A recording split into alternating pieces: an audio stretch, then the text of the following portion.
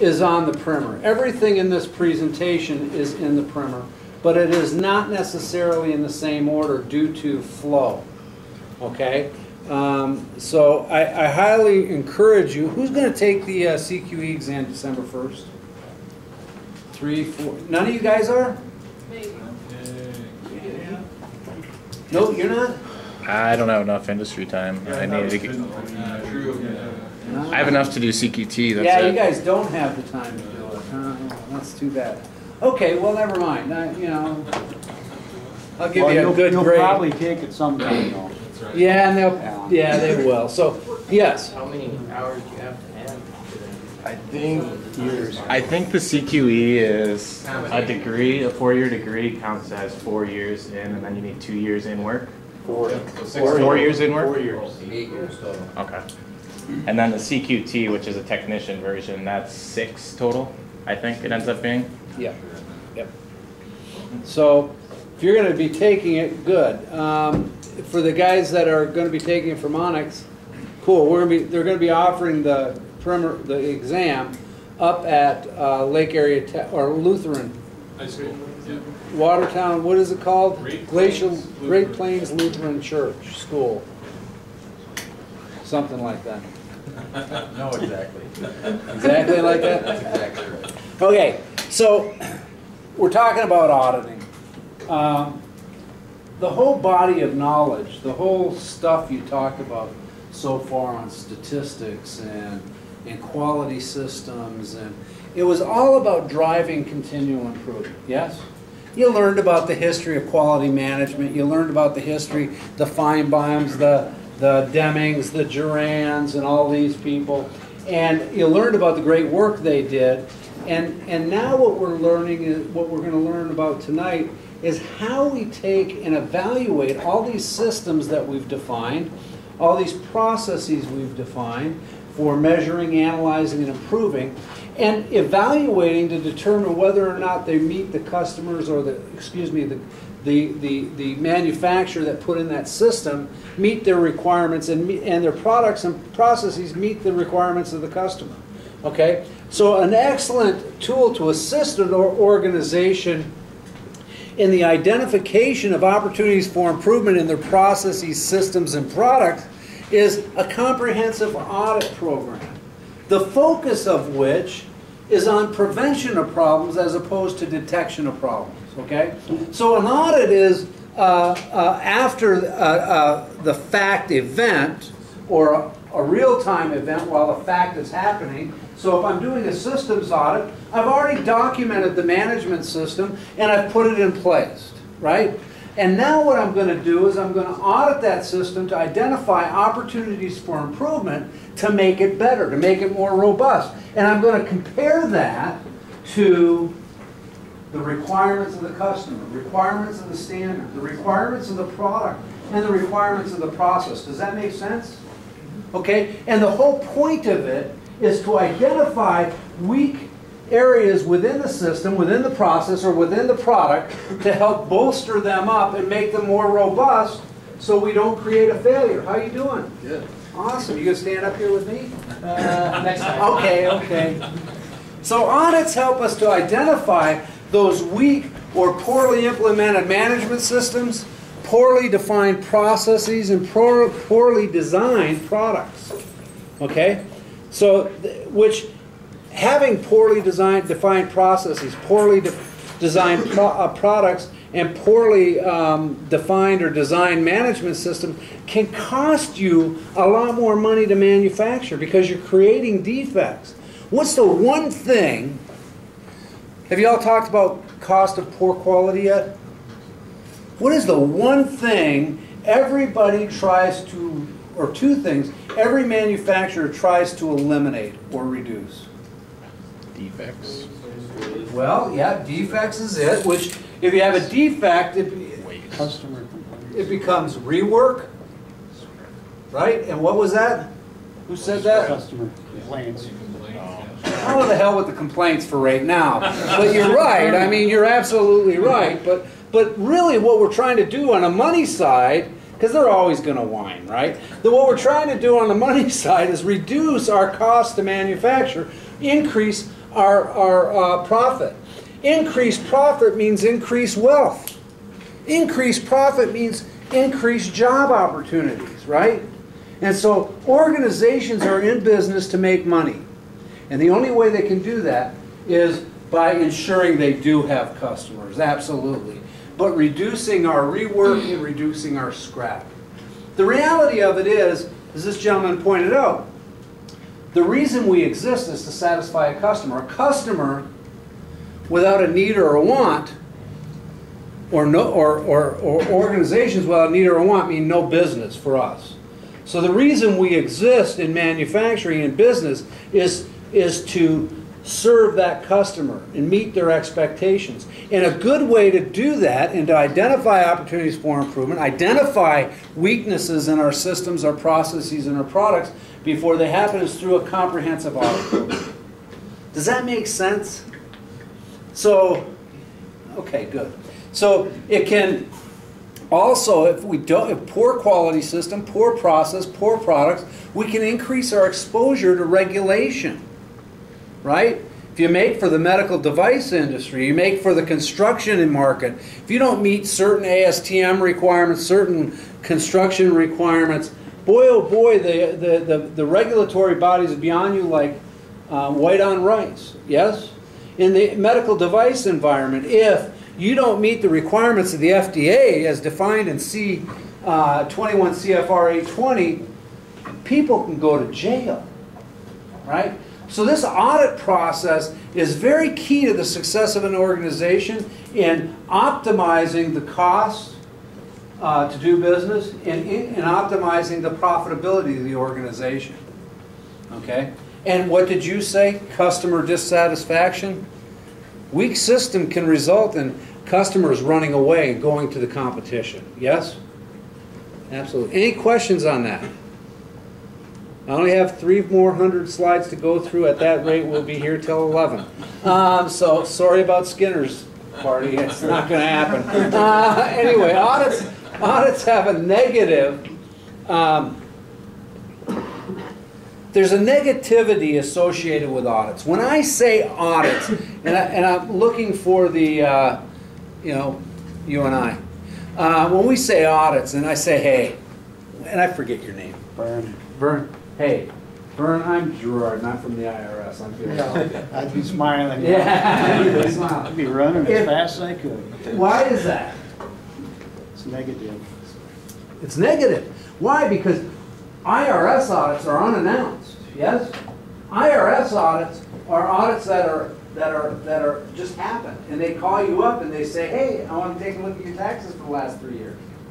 Now, I know several of you in this room have not worked really for a long time, maybe part-time jobs, maybe a full-time job in the summer or something. Is that fair? I don't mean to insult anybody. And so you probably don't have too much to worry about, but your parents do, yes? Vern and I do, right? And I'm going to tell you right now, the IRS, you don't want them showing up at your door. And so there's a negative feel to audits because of this. Okay, and audits are placed to find fault or lay blame, right? Audits have been used to find fault or lay blame. They were unannounced, and there was a lot of personal bias. You had to kiss up to the person auditing you because you didn't want to get a fine or go to jail. I remember one week, I had the FDA at my facility, and I had the EPA at my facility, and I had an ISO audit. Jeez.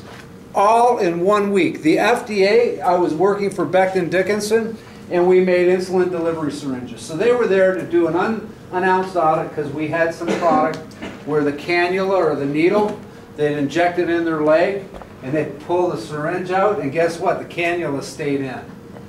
Oh my gosh. But we did the math. And we said, the hell with it. We'll pay the surgery to have the thing removed because trying to make it error-proof on making millions of syringes a week, you can't. You can't do it. So the FDA came in on a finding. And I say the hell with it, but I'm joking. So the FDA came in, had that audit, And then we had radiation sterilization, not for the cattle or the people in the community, but for the syringes. And so the EPA came in and audited that. And then we had an ISO surveillance audit. It was a brutal week and a half, 2 weeks. Okay? So the negative connotation with compliance audits is that people can go to jail. That's not the case in systems, process, or product audits, ladies and gentlemen. Okay? Typically. That's not the case. Today's audits are fact-based and focused on continual improvement. Okay? They're informed consent, typically, right? You're going to have either an external or internal audits. There's several different kinds in the primer we'll talk about, but the internal audits are always for continual improvement. External audits can be supply or customer against supplier. They can be pre-qualifying a supplier. Or they can be registration audits. Or they can be compliancy audits. Or UL type audits. Who's your governing body that you guys do UL as well, I bet, don't you? I don't do UL, no. AMA, maybe a little bit Fire for doors, Windows. probably. Fire doors is Yeah, what we I don't was do- thinking. We Yeah. don't do those either. Okay. So there's several types of audit that this primer is talking about, and they are systems, processes, and products. And we've mentioned those several times. System audits are the largest, most extensive audit conducted to verify whether or not the management system, whether it's a quality management system or an environmental management system, and the organization's plans, so the management system in conjunction with the plans and objectives are carried out. Okay? And if they're not carried out, they're not fulfilled, then the question becomes why? And what do we need to do to get that plan and that system to meet the requirements and back on track? So just evaluating it, identifying a nonconformance is one thing, but you've got to ask the question, why is it not? And what is the organization doing? And the problem becomes, as an audit finding, when the organization isn't doing anything about the fact that there's a gap. Right? If they're not doing anything with the gap and they know it, that becomes a finding because they're not driving continual improvement. Does that make sense? In the system. Process audits are audits on a process. We're going to talk about what a process is in just a minute, but this type of audit touches on the individual process step. And we'll call this P1, okay? So for right now. So it just focuses on the inputs and the outputs of this process step to determine whether or not we are getting out of the process what we expect. Okay? Product audits. Product audits are the audit of the product. If it's this marker, is the cap blue? Does the color of the cap match the color of the ink in the pen?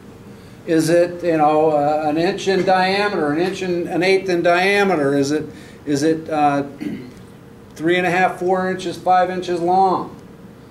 Right? Does it have the right lettering on it that per the print? So a process audit is audit of the process to make the product. A product audit is an audit of the finished product to make sure it meets the defined criteria on the specs or the prints or the drawings. What's so funny? Length of the marker.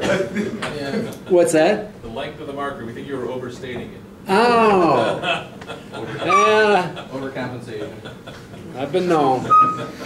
Management system audits should not be confused with other types of audits.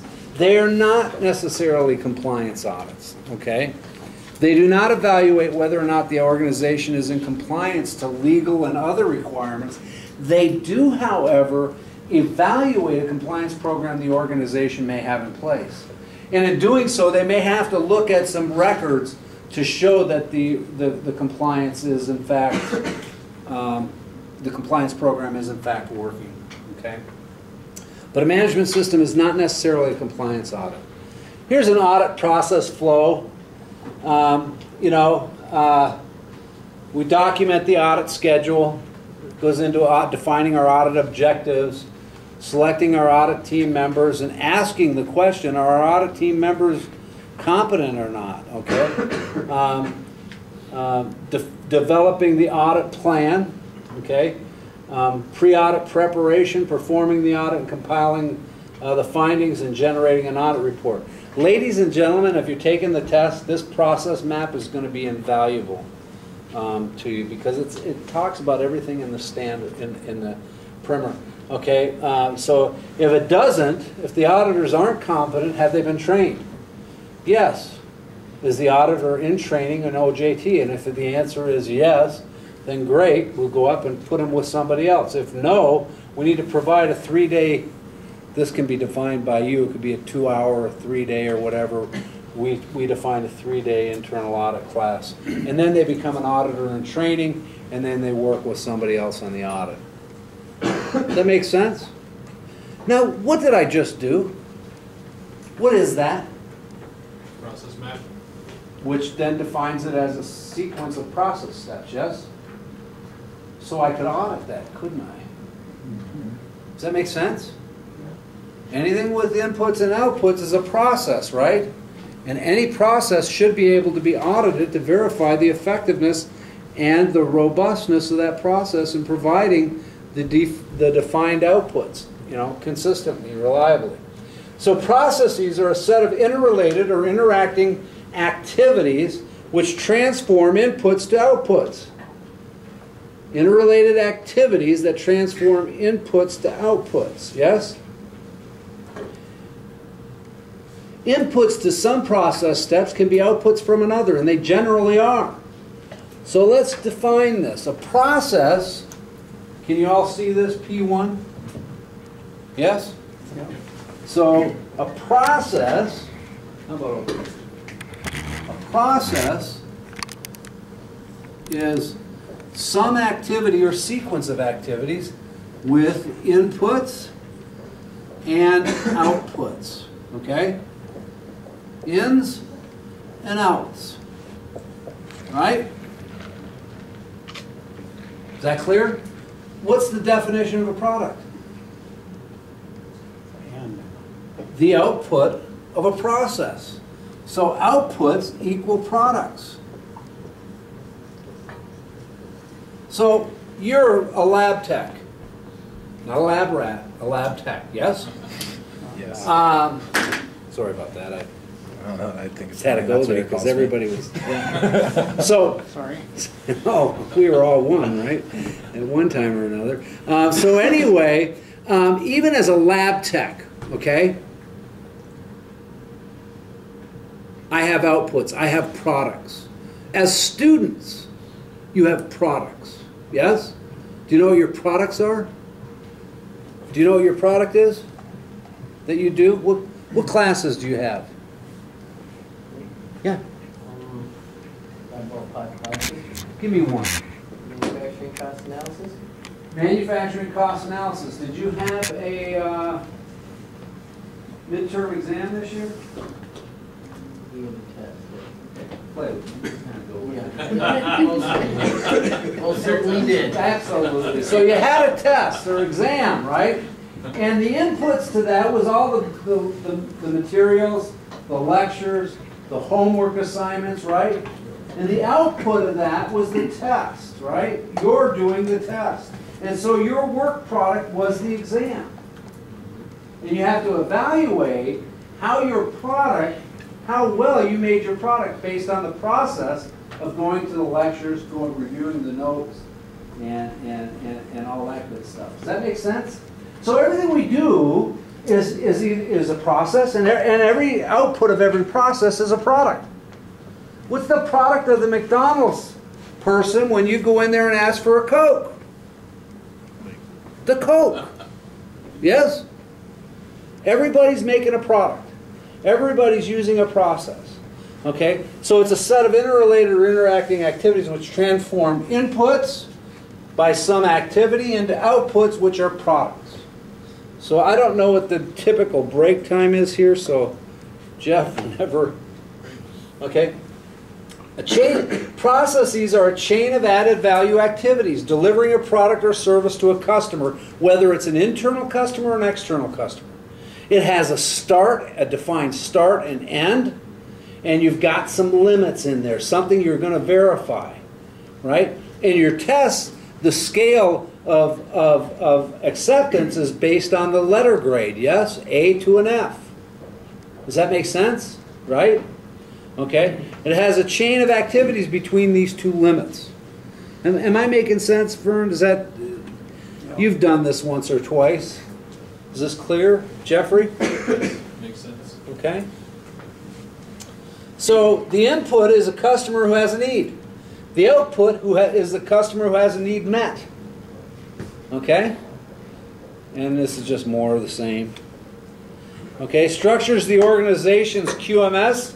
The application of common set of attributes for each of the major processes and interactions in the organization, the management, the resources, the product. And this is based on ISO 9000 or ISO-based management systems. Okay? So this is just a definition of a process, really. The benefits of a process approach to auditing is improved understanding of the process interfaces and interactions, right? If you got a bunch of these, right? Different steps within the process. So you could have sub-process A, B, C, whatever, okay? So you have improved understanding of all the interactions within that process step. And when you do that, you get to ask yourself, what if? Right? When you have, as an auditor, you have the processes defined and you're looking at it. As an auditor, you get the great flexibility and the great privilege to ask, what if? What if the input isn't what you expected at the previous step? What happens? How can we improve that? So as the auditor, the process auditor, you're always asking, what if and how can? Does that make sense? So what if it breaks? What if it fails? Have you talked about failure mode effect analysis? Yes, you have. What if the process step fails? What happens to the product? Can we improve it, make it more robust, add value to that process step? Okay? In addition to that, you got the benefits of process approaches, alignment of the organization's activities to the customer's metrics. I always find it perplexing when a customer has some requirements. They typically have, where the hell did all the markers go? They typically have, I know there was a blue, oh, it's up there. They typically have an on-time delivery requirement. Yes? Sorry for my bad. They typically have an on-time delivery requirement. They typically have an acceptable average outgoing quality level AOQL requirement or acceptance rate, yes? And whatever it is, let's say the on-time delivery is measured no days late and 5 days early, okay? And let's say you're 6 days early, they count you late. And you look at yours and you say, you know what? We shipped it on the 7th day, thinking it would get there on the 5th day or the 4th day. We didn't anticipate it getting there on the 6th day. Oh, we're sorry. But we measure from when we ship based on freight. And so it never ceases to amaze me how organizations measure things that aren't in alignment with the way that your customers measure things. And, you know, previous experience, that goes on all the time. And it's a never-ending battle to try and align what you guys measure, what we measure, against what the customer wants. And I can share with you with one customer recently, we went so far as to go visit them every week for several months to define a supplier quality manual that defines the expectations so we could have this defined, you know, appropriately so we could meet it. Okay? Customer feedback through metrics provides a customer's perspective on the effectiveness of your organization's processes and meeting their expectations. You know, one of the things, a lot of customers grade you real hard or grade you real easy. It's never consistent. So it's always good if your scorecard or your metrics, performance metrics, match theirs. So it goes back to this, alignment of your organization's metrics with that of your suppliers. Process approach is a common language. It's understood in the global community. So no matter what you're talking about in manufacturing, no matter who you're talking about, if you talk to them about a process approach, they'll get it. They understand the process has inputs and outputs, and that the outputs are the products. Whew. Improved organizational efficiencies through reduction and elimination of non-value activity, which is called what? You used the word earlier, waste. Okay? Reduction of waste. Audits that are tailored to the individual organizations through their processes. Process audits are tailored specifically to those processes because they always have different inputs and different outputs. Okay? And you always have different qualifications to run the process. Does that make sense? Yes? Did everybody fall asleep? Okay? You know, I was a sergeant in the Marine Corps. And I got to tell you, and I was a young sergeant. I was 18 when I became a sergeant in the Marine Corps. And one of the things that taught me was, you know, never question when you're given an order, right? And always have rules of engagement. Does that make sense? You know what a rule of engagement is? Yes, sir. Kind of like when to do something or not, right? And so I've got 3 rules of engagement training. And seeing as how I'm not getting paid for this, I think out of respect to me for volunteering my time, my energy, and working on this, that you guys can follow those 3 rules. Yes? Yep. Yes? And you're all from South Dakota, Chris. I see you squinting over there, smiling. Yeah, yeah. You're saying, no, this is crap. No, it's not. Now, I have 3 rules of engagement I want you to do. When I ask you a question, can you say yes, no, kiss my foot? Can you do that? What? Now, was that everybody? Was that everybody? So it's not a trick question. When I say yes, no, or ask you a question, can you say yes, no, or kiss my foot? Yep. Yes. Verbalize it. Yes, good. Now the reason I need you to do that is I need to take a breath. Okay? It's really just, it's not really going to be a trick question or embarrass anybody other than maybe Nick. It's there really to give you a rest. So you can do that. Yes? Yes. The next thing is, I don't want anybody falling asleep in this class. You're paying good money to go to this class and garner some intellectual property you can take with you the rest of your lives in your manufacturing career. And you want to know one of the biggest things that is missing out in the manufacturing world today? Goal to learn. The understanding of quality by recent graduates.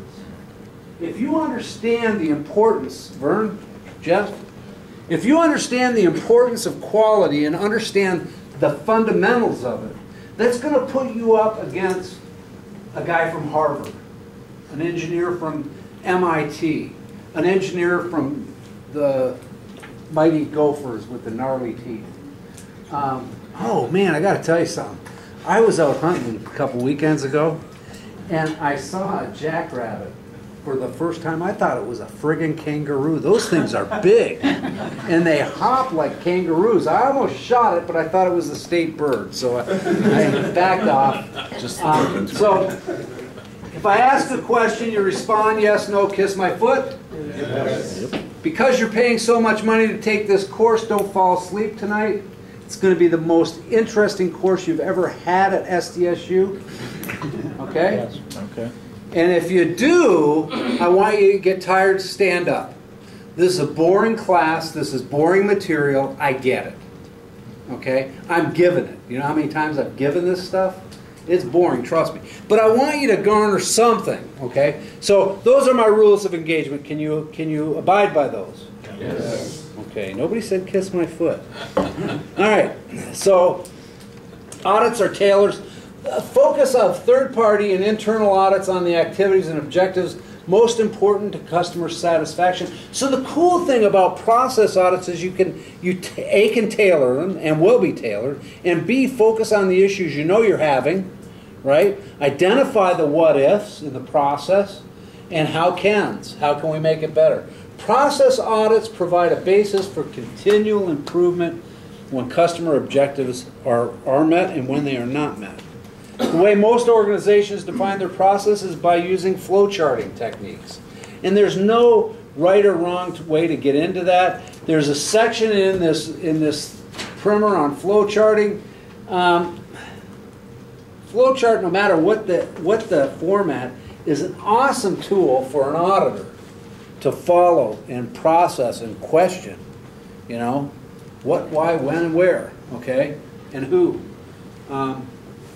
It allows you to step through the entire process one chunk at a time. Typically, inputs and outputs are defined for each process step, and the outputs of one process step could be the inputs in another. Flow charting is a graphical representation of the process depicting inputs and outputs of unity and of activity. Flow charts can be high level or detailed, depending on the level of observation, allowing analysis and optimization of workflow. I'm going to tell you something. I'm telling you a lot. But here's the deal. When you're doing flow charts and you're sitting there and you're making them, you can make them detailed as detailed can be. And I'm going to tell you what, it's going to set you up to fail. When you're doing flow charts, you got to have the balance of what's necessary, what's needed, and what's value added and what's not. Too much detail can confuse people. Is that fair? Okay. Flow charts should represent the entire process from start to finish, showing inputs, pathways, and circuits, actions or decision points, and ultimately completion. You need to determine the boundaries of operation. Where does the process begin? Where does it end? Has the organization listed the process steps? Used a verb to start the task? Have they developed the general process flow steps? Or have they detailed every finite action and decision point? Number one thing an auditor looks at. If I have to get out my glasses, which by the way are new, aren't they nice? Anyway, if I have to get my glasses out to read a flow chart, something ain't right in Denver. I mean, it's ripe with opportunity to find nonconformances, yes? It's ripe, if it's so detailed, it's ripe with opportunity to find opportunities for improvement, yes? Just a rule of thumb, as an auditor, that's what you're doing. You're looking for opportunities to make it more robust, or what I call Gerard-proof it, okay? And so that's what you're doing in auditing. So look at this. Whew. Now this is busy because it defines here, document the audit schedule. It tells what it is. This is an annual schedule created by the audit program manager, or the management rep, and distributed to the management team. Okay? So what I've done here is just define the process map and what everybody's roles and responsibilities are. So you say, okay, well, it's an annual schedule, so that means what? Once a year. Marcia, what's that mean? You're going to do it at least once a year. Once a year. It's an annual schedule, right? It's going to have a schedule for the whole year, right? And it's going to be done by the management rep or the audit program manager.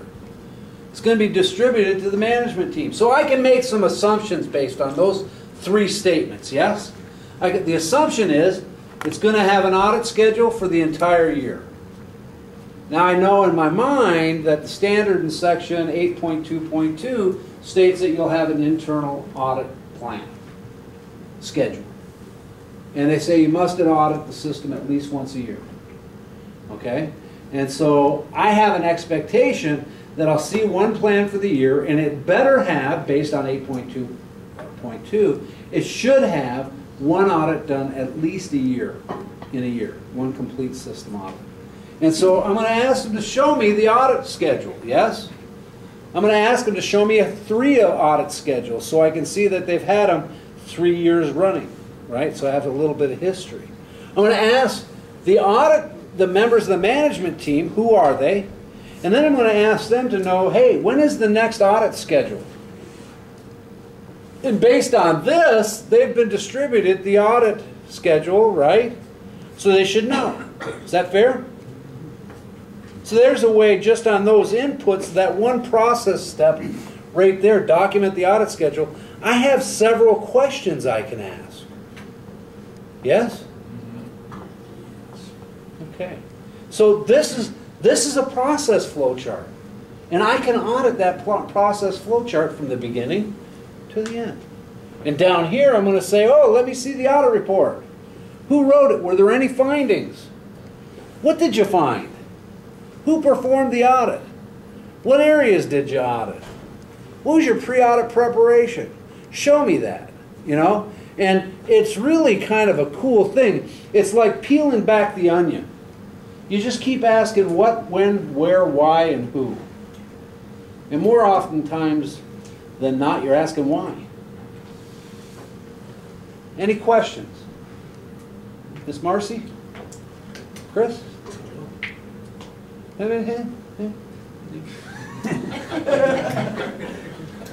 His brother, Trey, I want to say Trayvon, but it's not. It's Scandinavian, Dutch. Tice. And what was your name? Chase. Chase and Tice. Any questions, guys? Now, the only reason I picked on them is because I knew their names not very well. Vern? No questions. Gerald? Perfect. Now we had it as an inside joke. I guess what do you do if you're not? Have you ever had like a non-ISO controlled audit system or a non-governing body controlled audit system? Would you use the same type of situation? Yeah, that's a very good question, and it is. And then how do you ask them Gary. to? Yep. And then how do you ask them to show their old reports if it's not a governed controlled system? Well, their you old asked- reports wait, might. No, wait a minute. You're asking me three different things. 2. Three. You asked me, can you do this on a non-registered or regulated system? The answer is yes. I can use this on any process. Yeah. Getting up in the morning, tying my shoes. I don't because I'm fat, I'm overweight, I'm old, and bending down is a problem. So I buy slip-ons. So I don't have that. But if you did, you could do all that, right? It's a process. Everything's a process, and every process can be audited. Your other question was Looking at when you're auditing an old or an audit system, what do you do when they really just have basically a generic report that they copy over every time, so they're not really doing the audit? well, that's Like, how do you fix that system? Well, there's got to be a reason why, Okay. right? And you have to ask: do they have the appropriate resources to put the necessary time and energy into the audit program or the management system? And if they don't have the appropriate resources, why? Because one of the requirements of a management system that's registered to one of the ISO standards is that management in section 5.0 provide the necessary resources to implement and maintain the management system. It's management's commitment. Okay? Yeah, Jeff. So you might also ask, do they have any customers that require you to do internal audits? Do they have any manuals or procedures? And in those, you would then say, it says you need annual audit schedules, please provide them. So look for internal documents that require it. Sure, absolutely. And if they don't have it and their procedures say they should, then that's a finding. Okay?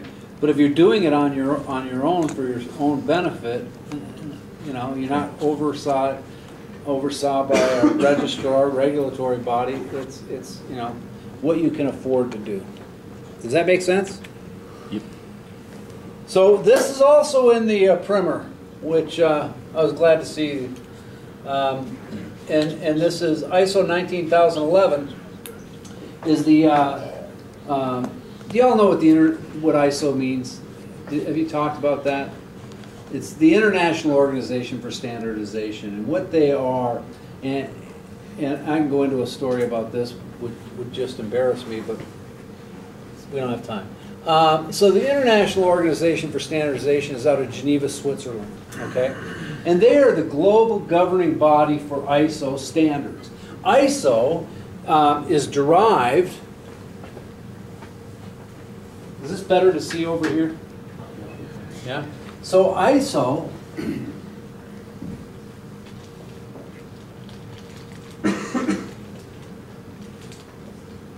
is a derivative of isos, which is a Greek word that means equal. Are you not surprised I could do that with ISO, Brian? Yeah. That is pretty cool, isn't it? So ISO is a derivative of the Greek word isos, which means equal.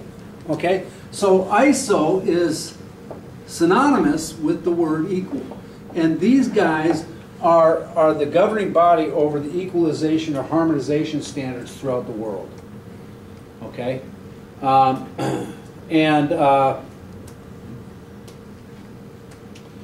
They've defined standards for a variety of things: product standards, process standards, auditing standards, and the management system standards, whether it's quality or environmental. Okay? ISO 19011 is one of their standards. It's a standard on international standard on quality and environmental systems auditing. So it's the governing document on how you can get registered, what you should do, and what the values, the core values, the ethics, and all that stuff of the certified lead auditor. ISO 19011 provides guidance on the principles of auditing, managing audits, conducting QMS and EMS audits, as well as guidance on the competence for auditors. ISO 19011 states that you may integrate QMS and EMS auditors as long as, or audits, as long as the auditors are competent in both standards. Okay? Audit programs include internal audits, second-party audits, and third-party audits. You know the cool thing about this, Jeff? I've been real busy the last few weeks, and so Jeff did some work and sent me something, and then I pulled this thing up. One sentence, nice. Huh? One sentence you used out of my 4 hours of work. That's great. I'm sorry. It was easier to use what I knew. Audit programs, okay, so anyway, the cool thing is that in this everything's there, so it was pretty cool. Audit objectives are established to assist in the planning of the audit activities, and the objectives and type of audit program utilized are based on the management priorities, statutory and regulatory requirements, as well as customer requirements. I think Jeff's was a lot nicer looking than mine. Really did, actually. Objectives for the audit programs may include the following, and will include many of them. Assessment, it may be just to assess in a less formal way the management system. Maybe to evaluate compliance to contractual requirements. Maybe a pre-award survey by a potential customer before you become a supplier or prior to the award of a supplier contract. To satisfy standard requirements, standards, the ISO-based standards like 9001, AS 9100C, 1345, ISO TS 16949, or ISO 14001. ISO 14001 you've not heard in this class, have you? Do you know what it is? It's environmental management system. So it's for environmental. And we're seeing a really uptick in that. I've gotten a couple calls in the last week about organizations throughout the country wanting to go and see if we could help them. So anyway, so procedural audits are audits to ensure conformance to documented procedures. Okay? To determine suitability and effectiveness of the management system. Again, could be an objective for the audit program. To identify opportunities for improvement. To assess management's commitment to the management system. They say they're going to do an audit schedule, they're going to do this, they're going to do that, and they don't. Are they very committed? Probably not. To identify training needs, right? and to provide management with value-added feedback on the suitability and effectiveness of their management system, of their processes, of their products. Okay? Registration and surveillance audits are third-party audits, and they are done to facilitate organizational continual improvement. And what they do, they help to, having a third party come in, you know, it's not a requirement to do business, but it is it's the ticket to the dance, I say these days. And I think I said that last week, didn't I? The same thing. Having ISO registration is like having the necessary ticket to the dance, right? So that you can participate in the global economy, okay? It provides discipline.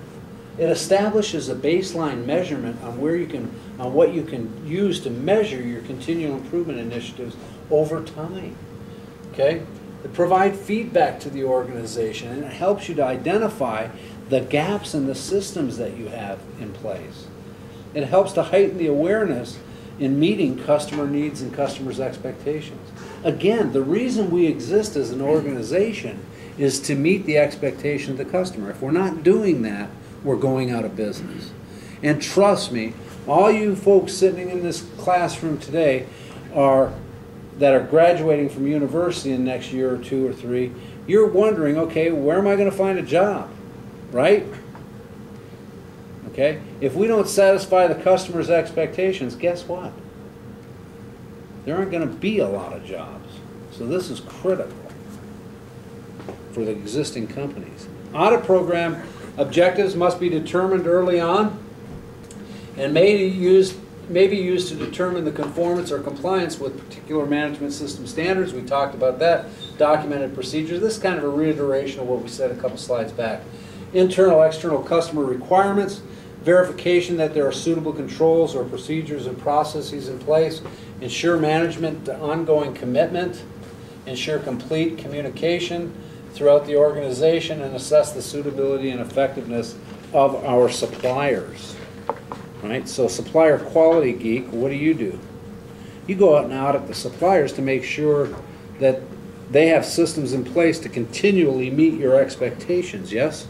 Yes, and product audits as well, we review their output of their product audits, first article inspection reports. Good, yeah, exactly. So the audit management process flow is based on Deming's Plan, Do, Check, Act cycle. How many of you have heard of that? Okay. Do you know who W. Edwards Deming was? How many of you know? Raise your hand if you know. Open your eyes if you know. Okay. just throwing it out there, man. So W. Edwards Deming is actually from Iowa, went to school in Colorado School of Mines, and taught at MIT. W. Edwards Deming was a statistician. Well, they didn't teach at MIT, no. He was a statistician that worked in the Statistics Bureau of the United States.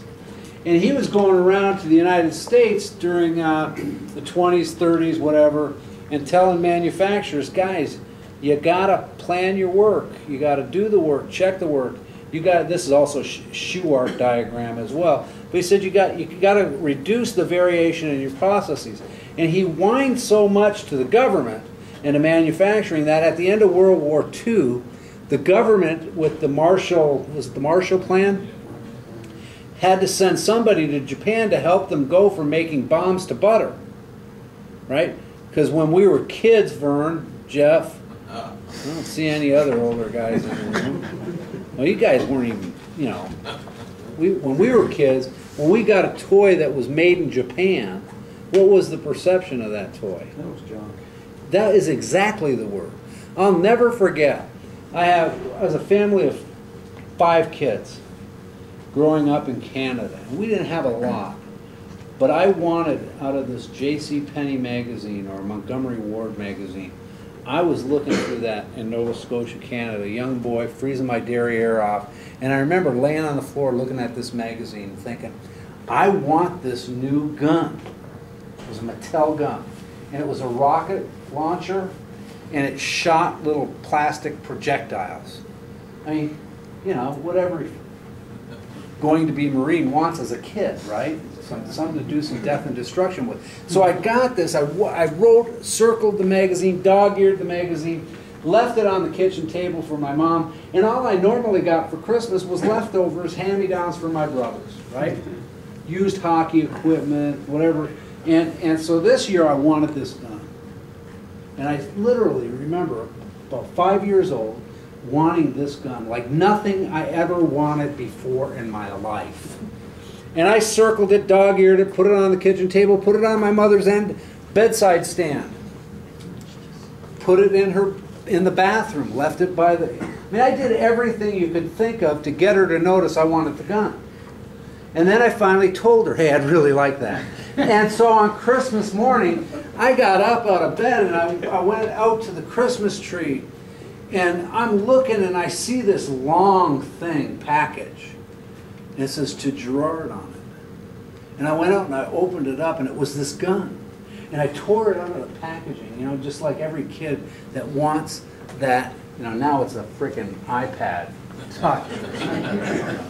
Mine cost like $7, and now the gifts are $1,522. And I opened this thing up, and I loaded up the grenades, and I loaded up the plastic projectiles. I think they were rubber projectiles, some kind of rubber back then. I don't think it was something full. It was something that could take your eye out. Anyway, so I'm laying down under the tree and hiding, and my mother had a piece of mistletoe that was between the living room and the kitchen, and always embarrassed me because, you know, I'd go through there and she'd have to come over and give me a kiss. And I aimed at that mistletoe.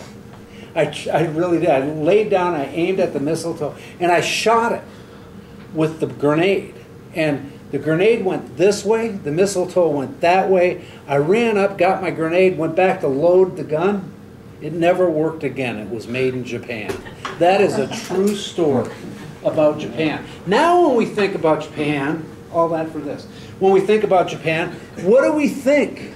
High quality products. High-cost electronics. High quality products. High cost electronics, yes? Way Okay. better. So Edwards Deming is the man responsible for helping turn around the Japanese quality. In fact, in the 1950s, they awarded the W. Edwards Deming Prize for quality improvement. And it became the starting